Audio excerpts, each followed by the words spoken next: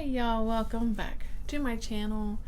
My name is Christelle. On this channel, I usually talk about book stuff, I talk about some stitchy stuff, but today is a Fiberartsy Reads, and I've got a book chat for you.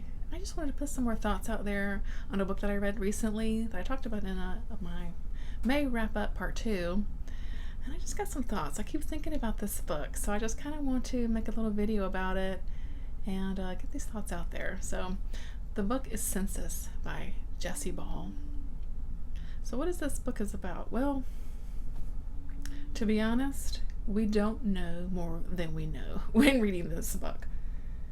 We don't know like what year it is. We don't have no time period. We don't know the setting. We don't know what country we're in, what world we're in. We don't know. We never know the names of our sort of main two characters. We don't know what has happened in this world. It feels sort of some sort of like post-event. Like something has happened, right? At least it feels that way. We don't know because we don't know, but it feels that way, like something, right? But we're never told anything. It's just you kind of pick up these little things here and there, like, oh, okay. Maybe something has happened, right? There's this census that is done in the book. We don't know why. We don't know what it's for. We don't know what the information is used for. We don't really know. We're kind of given little bits and pieces, but we don't really know. So this book is pretty ambiguous. And if you don't like that sort of thing, I will say you may not like this story. But if you like a good character book, this is the book for you. It's got some good characters in it. So let's talk a little bit about these characters. We meet this older man, and right in there at the very beginning of the book, he is given some news that he's not going to live very long. He's going to be dying soon. He's an older man, and he's a doctor himself, and so I think he's going to come to terms with it. And so it could be 6 weeks, could be 6 months kind of thing. He doesn't know, but he's on his way out, right? So he signs up to be a census taker in this world that we don't know much about, right? So the census taker, let me back up. What his goal is to have this sort of last sort of trip that, you know, to kind of see more of the country, you know, kind of thing. Have a road trip, and he wants his son to go with him.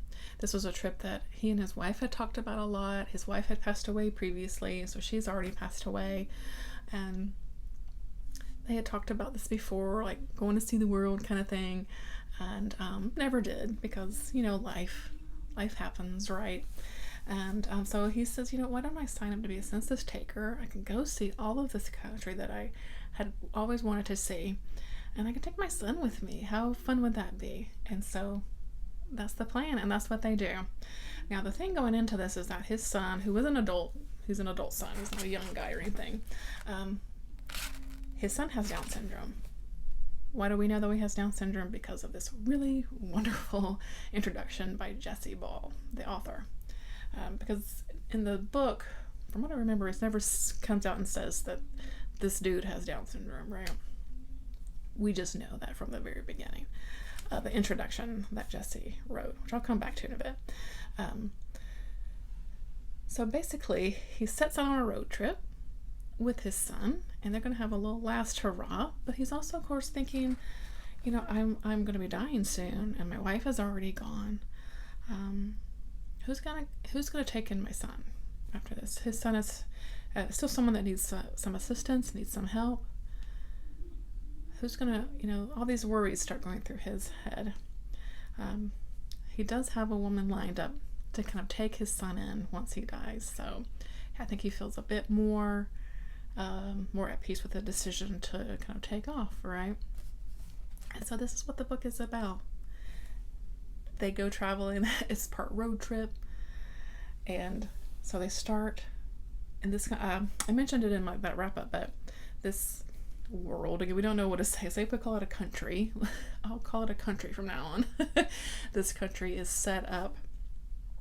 The areas are labeled alphabetically. And so it seems like most of the people live in, we'll call it area A. And then, like I said, it spreads out all through Z, A to Z. And so each chapter in the book is labeled with the alphabet. So like the next chapter will be B. And so they move into zone B, whatever you want to call it. And they start their trip. And the story is really what happens along the way, right? Both sort of this present time of where we meet all these kinds of people, as he's performing the census. All these kind of people along the way. Some people are like really accepting and like, oh yeah, come on in the house, do what you need to do. And some people, of course, are like, dude, no way. They're like very abrasive and not want to have not want any part of that, right? Some people are nice and some people are not, just as you meet along the way, right? Now the census itself is this series of questions. It's not like just how many people live here, how old are they, that kind of stuff.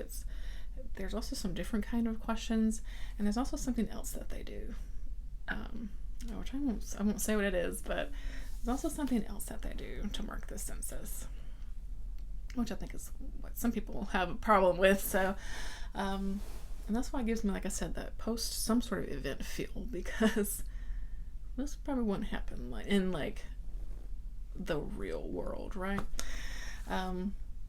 So we meet this like sort of, crazy cast of characters along the way, and that's really good fun, I think.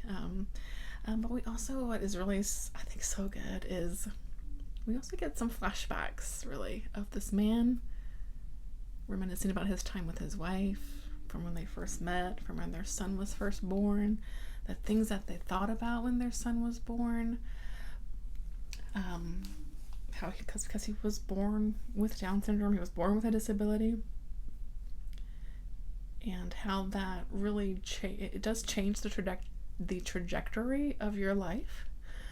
You notice this more with the wife. She was actually a pretty famous, I guess like some sort of performance artist. She went to some kind of like clown mime school, and she was like this really famous person. Like, people know her name. And she had sort of goals of what she wanted to do with some big performances, and her son was born, and that just, life took a turn, right? And you see these things, but nothing is, it's not in a negative way. It's just, it is what it is, right? And you see them like loving their son. I mean, this is what this is. There's this, part where he is getting bullied at school, and it just breaks your heart. And there's these just wonderful memories that they bring up with that the man thinks about, and is, what this is to me personally is a love letter to loving someone with Down syndrome, and it's very evident in this story. Okay. So I have a son with Down syndrome, and I have never connected so much with a piece of fiction about parenting as I did with this book. I've read memoirs and things about parents with Down syndrome, of kids with Down syndrome, blah blah blah, and you connect with those because they are real life. But as far as a piece of fiction goes, this is what life is when you have someone with Down syndrome in your life. You have this idea of what your life is going to be, and then your child comes in and is like, yes, it's going to be that, but it might just be a little different. And there's ups and downs, challenges and rewards. And this book just nails all of those feelings of what it's like to be a parent or to have a loved one in your life with Down syndrome. And I just loved it so much. I really, really loved this book. I can't gush enough. How many times can I say I loved it? I loved it so much. So I'm going to come back to that introduction. It's by Jesse Ball. Why we know that this character has Down syndrome is because he tells us right there in the introduction. But why is he writing a story about this character? I don't know. Jesse Ball had a brother with Down syndrome who unfortunately had passed away in his 20s, and so what Jesse says in this introduction is that he envisioned this life, moving forward with his brother, of living with his brother, taking care of him, taking him, like they were going to be just peas in a pod and all of this stuff, and they didn't have that. And so he wanted to basically write a tribute to his brother, and this is exactly what this book is. It is a love letter to loving someone with Down syndrome. And it's so evident that Jesse Ball actually knew someone with Down syndrome. You won't see any of the typical stereotypes here. None of that stuff. It's very realistic. For me, I didn't ever know anyone with Down syndrome until my son was born, and so, but he has opened up my world too. I've met all sorts of folks now, and including some adults with Down syndrome, and like I said again, this just nails it. It nails it. It is exactly it. It's also not too saccharine, it's not too like lovey-dovey. It's very realistic. It's just amazing. And again, as a parent, which really this is more about being a parent, I think, because our main character is this father, right? It just nails it. It just nails it perfectly. It's so amazing. So that's my thoughts about this book. It's, like I said, the overall story is pretty ambiguous. That's not really what the story is about.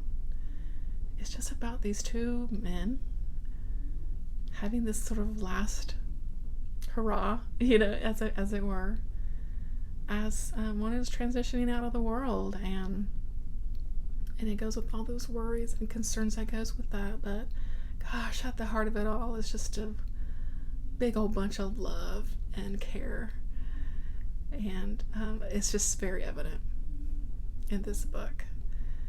So I can't recommend it enough, honestly. Whether you know someone with Down syndrome or not, I think so far,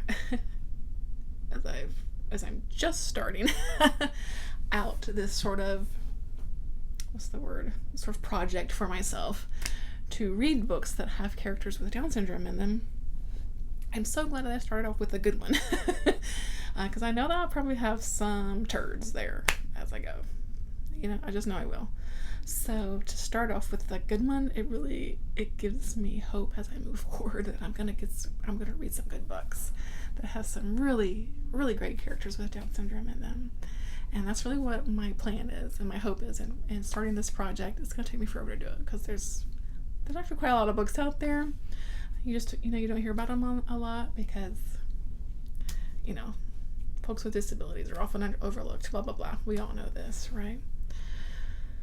But I tell you, I loved this book.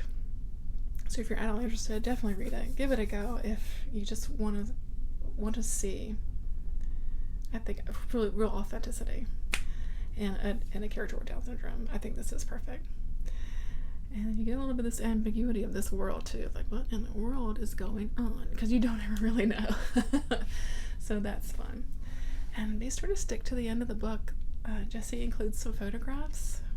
And I'm telling you, I'm just like bawling at the end, seeing these photographs of his brother. It was so touching. I think I rambled enough. I hope this makes sense. I loved this book and I wanted to gush about it. So let me know if you think you'd like to pick it up. I thought it was great. I think it's great. And or if you've read it. I don't know too many people that have read it, but if you have, let me know what you thought about it. And that's going to do it for me today. Thanks so much for watching. I appreciate it. Bye-bye.